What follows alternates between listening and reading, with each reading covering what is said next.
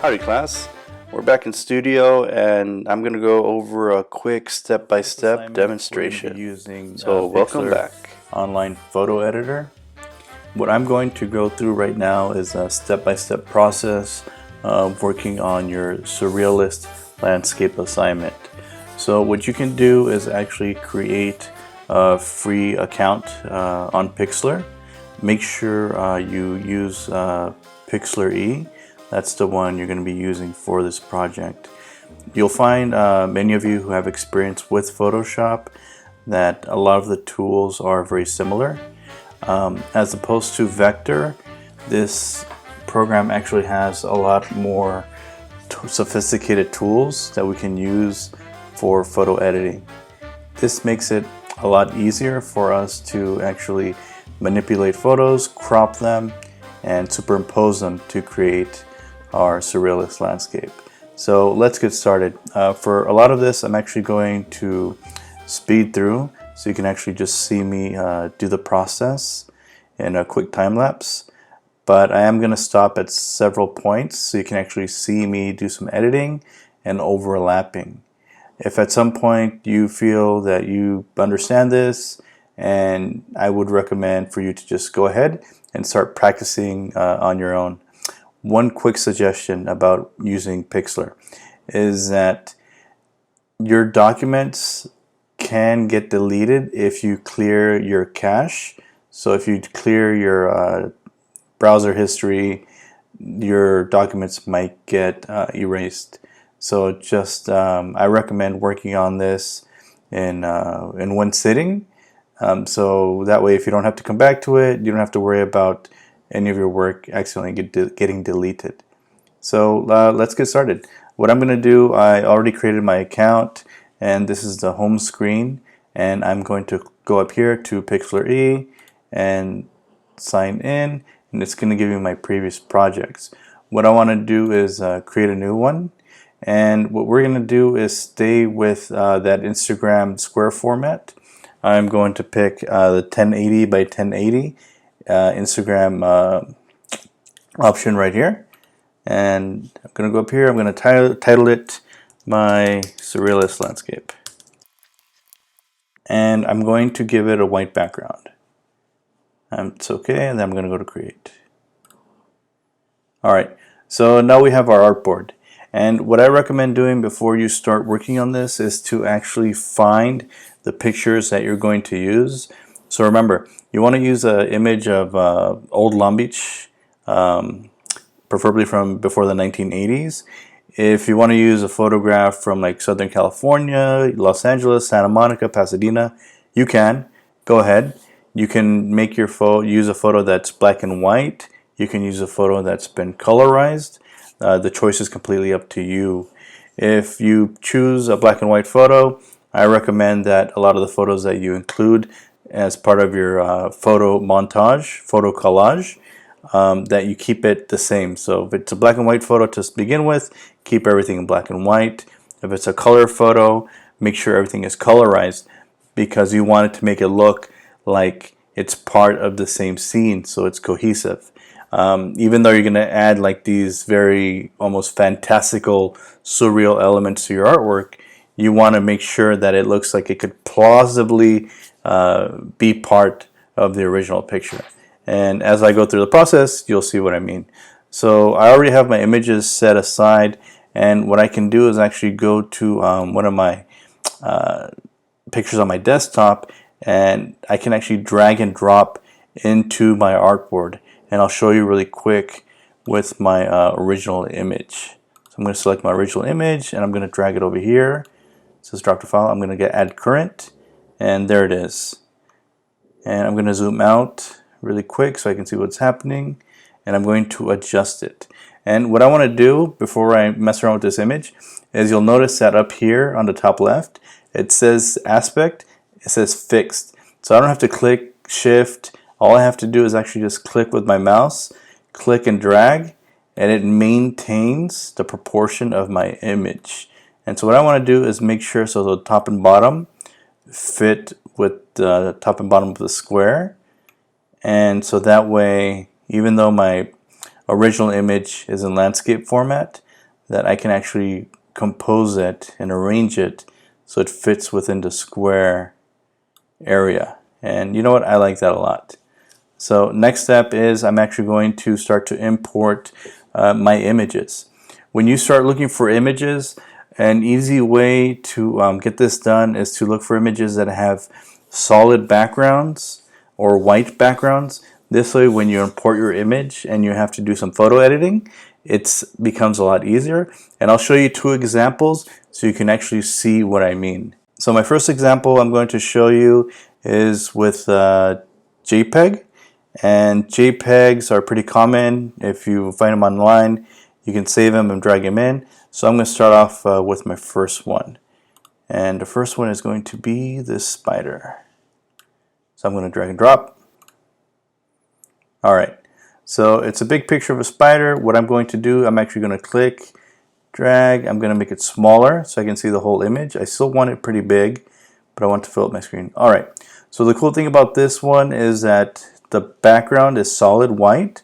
So what I'm going to do is go to my toolbar and I'm going to select my magic wand right here. So what the magic wand is going to help me do is actually going to let me select the background and get rid of it with ease. So I'm going to go over here, I'm going to click. You'll see it's going to give me these marching ants all the way around. So everything that's white, it's going to like select. So now I'm going to do is actually just press delete, and you see how I actually removed all of the white background. So I'm going to go over here to the crop tool. I'm just going to click somewhere so I can get rid of those marching ants, and you see it leaves me with this nice crisp clean spider image that I'm going to use. And so I can go back to my arrange or move transform arrow, and I can click this and you see I can move it. But guess what? It left these little extra artifact from my image, and you know what? I want to delete it. I want to get rid of it, so I just have the spider.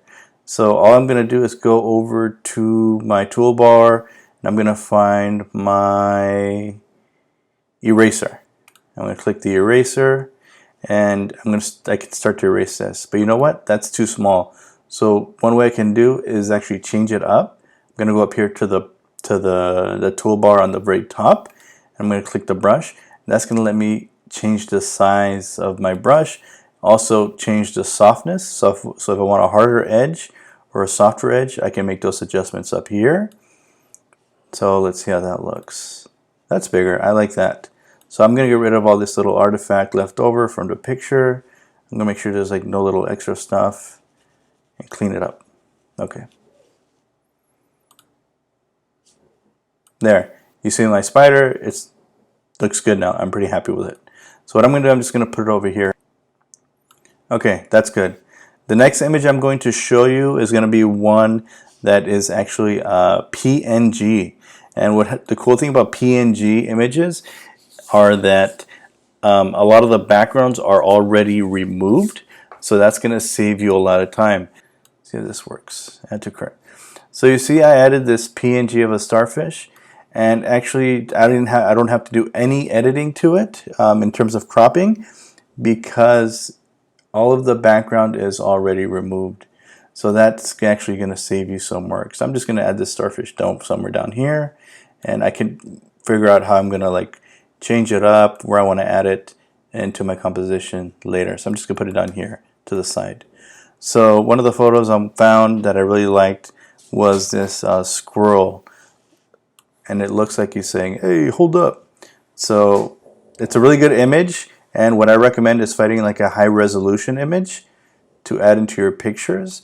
That way it gives you a lot of leeway to play with. So what I'm going to do is actually just keep it pretty large so I can see what I'm doing. And what I'm going to do next is actually zoom in. And so one way to actually do the crops are you can go back to your magic brush or magic wand, and the cool thing up here when you click a feather, when you crop something, let's practice right here with the magic brush or magic wand. So it selected all that stuff, and I'm just going to press delete, and I'm going to press a little crop square. but you'll notice that a lot of the edges look very strong and in contrast, but also looks like there's some of the green missing out. So what I'm going to do is actually go to Edit, go to Undo. I'm going to go to Edit, go to Undo, and what I'm going to do here is go to the feather option on the very top, and I'm going to move that over so it's about maybe at a 7.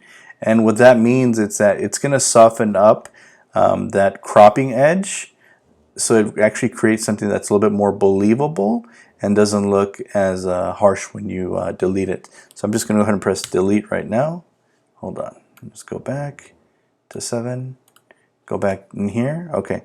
Now I'm going to press delete. All right. So after pressing delete, I'll notice that my edge is a little bit softer, and you yourself can actually play around with that a little bit. So I'm actually going to use my magic wand again, go to the back side over here, and press delete. But you see what happened is that it actually started to pick up some of the squirrel's fur, and I don't want that. So I'm actually going to go back up, go to Edit, go to Undo, and I'm going to try a different way. So another way you can actually work on editing an image that has a lot of detailed background is by going to your eraser. So with your eraser, you can actually start to be a little bit more careful in removing the background elements. But you'll notice that once you get really close to these edges of whatever you're trying to remove, is that a good idea would be to try to zoom in. And what I'm going to do is actually make my brush size a little bit smaller, and I'm going to make it a little bit harder around the edges. And so I can actually, I'm going to click, and I'm going to just edit the back of my scroll really quick. I'm going to move around and do some editing work.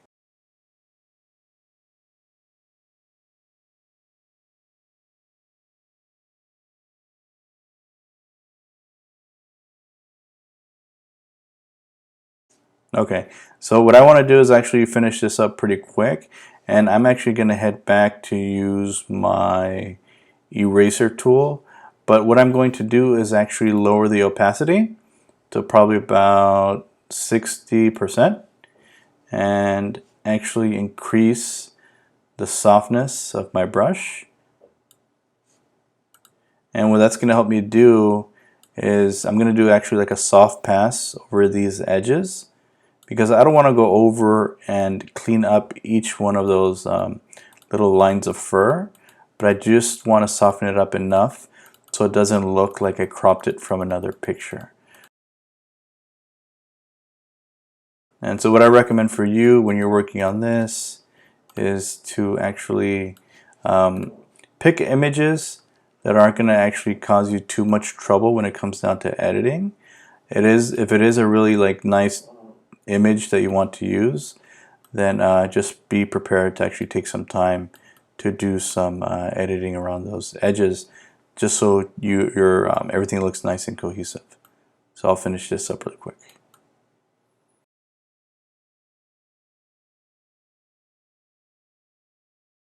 Okay, so I got my squirrel, and right now all I'm doing is just moving things around where I think I might want them. Since everything is not fixed in place just yet, I still have some room to play with. And I'm actually going to demonstrate just one more to show you a little bit more detailed work with the lasso tool. So I'm actually going to drag and drop another image from my desktop. The next one was an article, and what I did, I looked for images from the 1950s, 1960s, and I found this one was really interesting. So what I'm going to do is make sure it fits in to my artboard space. And so all I want is the image of the woman reaching up. So what I'm going to do is crop everything else out so I can actually work with that. So I'm going to use this, the marquee select tool, and I'm going to select this, everything but her.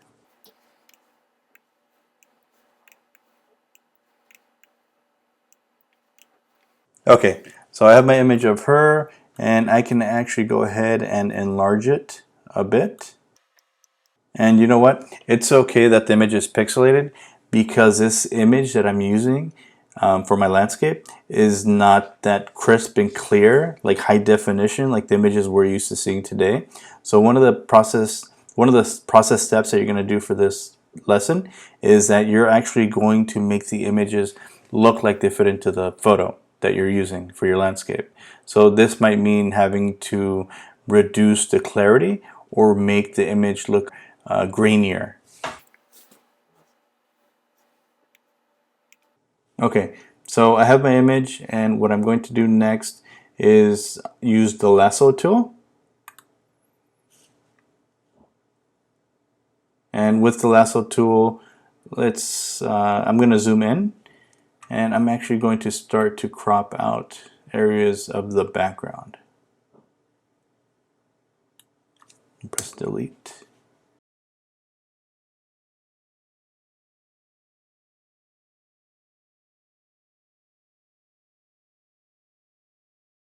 I like to work on the areas that have the most detail first to get those out of the way.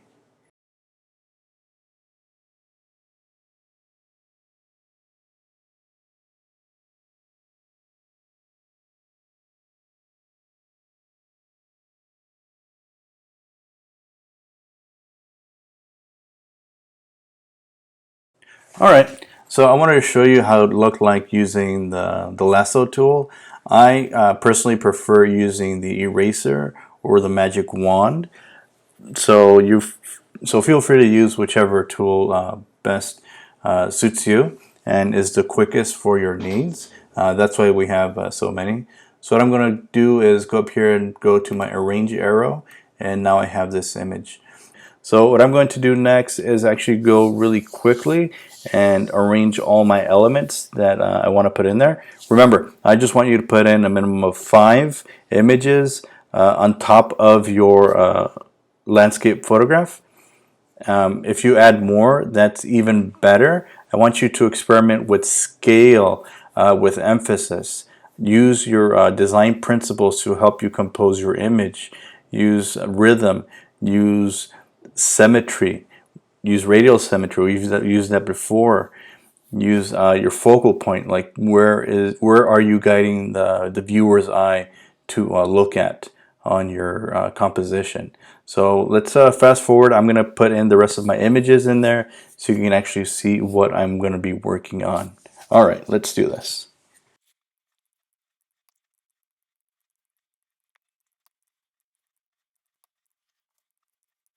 Okay, so I have all my images cropped and ready to go to be arranged and edited. Remember, so this is like Photoshop, so what you can do is actually go here to the right hand side and rearrange your images if you don't like the order they are in. One of the things that helps is to, if you want to select an image, you can actually move the up and down arrow right here to change the layer location. So if you want to send it to the back, send it to the front, you can just by moving these arrows up and down, but make sure the correct layer is selected when you're doing this. So I'm going to move this back up because this image of the woman is going to be in the foreground. Okay, I'm going to put them in place before I do any more editing. Let's do it.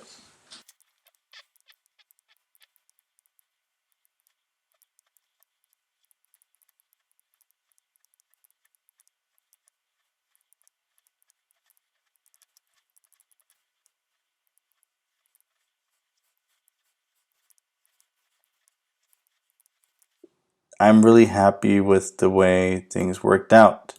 So now you'll notice that it's still missing something, and what I have to do is actually start to degrade and edit these images a little bit to make it look like they fit into the original picture.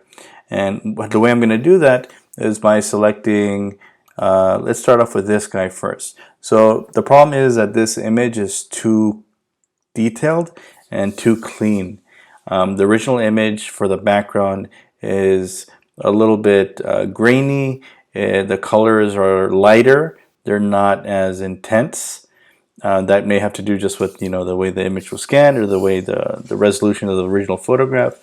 But I'm going to actually try to make it look like it's part of the original one, even though it's not.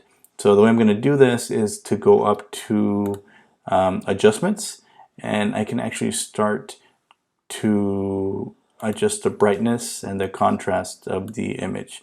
So I'm going to brighten it up a little bit, and I'm going to reduce the contrast to knock it back. And you know what? That's already working. I like that a lot.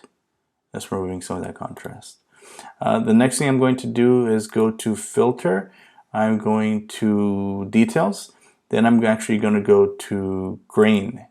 So what this is going to do, it's actually going to add some texture to my image to help it match the original landscape.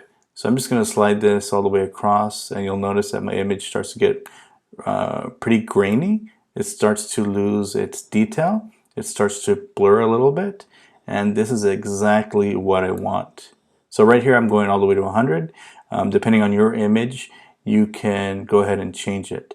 So I'm going to go to apply, and the next thing I'm going to do is go back to adjustments, and I might mess with the hue and saturation. So I'm going to mess around with these tools a little bit. I'm going to go to lightness, lighten it up a little bit more. Saturation, I might knock that back because I don't want it to be as saturated. And you know what? That's working. I'm really happy with that. So I'm going to go ahead and do the same procedure to the rest.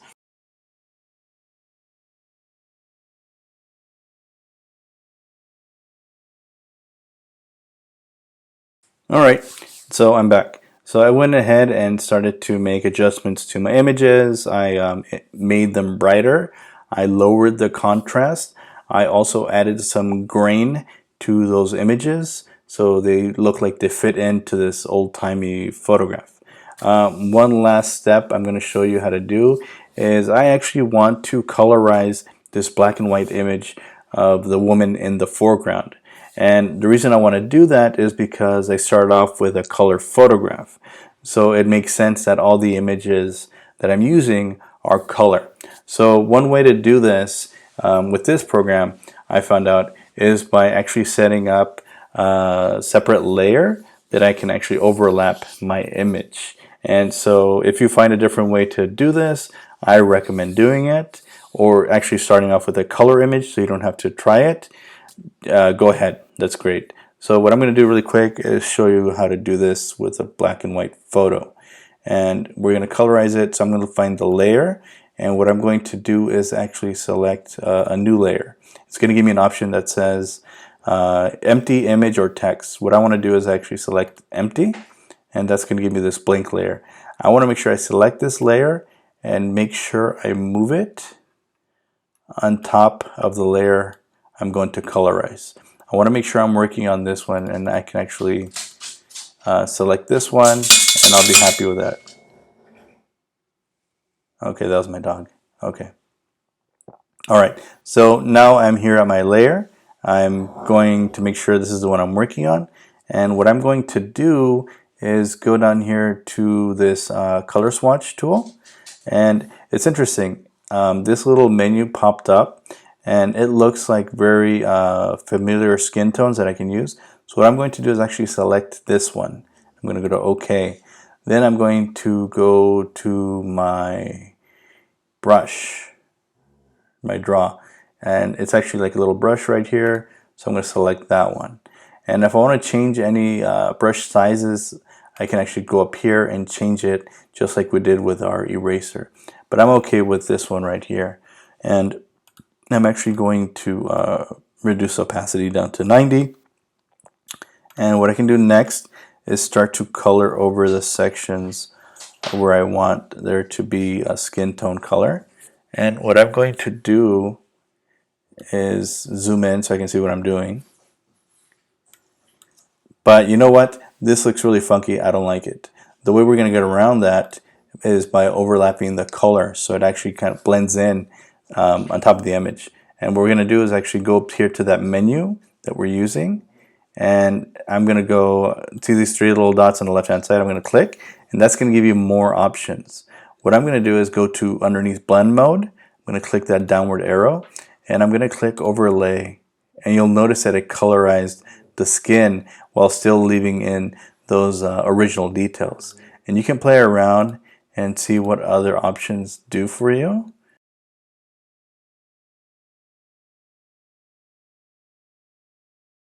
So I like to use overlay, but I'm noticing that this color is a little bit too red. So I'm going to go back to my menu. I'm going to select something like this. Let's try this skin tone color.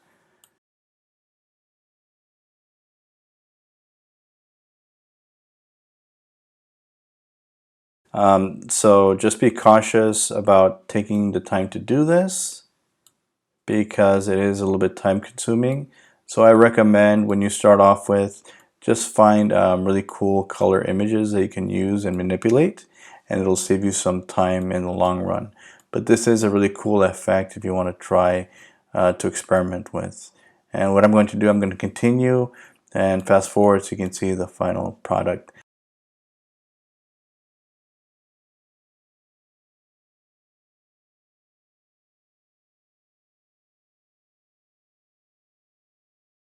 Okay, so I'm going to actually do a little bit more work on this, but I just want to show you a quick way to get started and how to manipulate your images in your composition.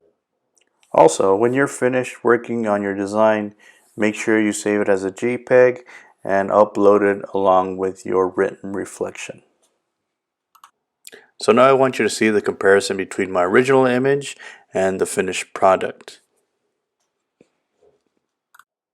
Remember that for your surreal landscape, what you're going to be doing is taking an old photo of Long Beach or from somewhere in Southern California and juxtaposing it with these images that normally would not go in the scene or with each other. So what you're going to be doing is creating this surreal, dreamlike image that could turn out to be scary, could turn out to be funny, it could be weird, but what you're creating is something new and dynamic. And don't forget to also incorporate your design principles, because that's the way you're going to arrange your elements in your composition. Is it going to be in a radial symmetrically balanced composition? Is it going to be asymmetrical? Are you going to use emphasis to make your viewer look at a certain focal point? Think about these things when you're working on your project, and I'm sure it's going to turn out to be great. I can't wait to see them till you're done. Good luck, and I'll see you later. Bye.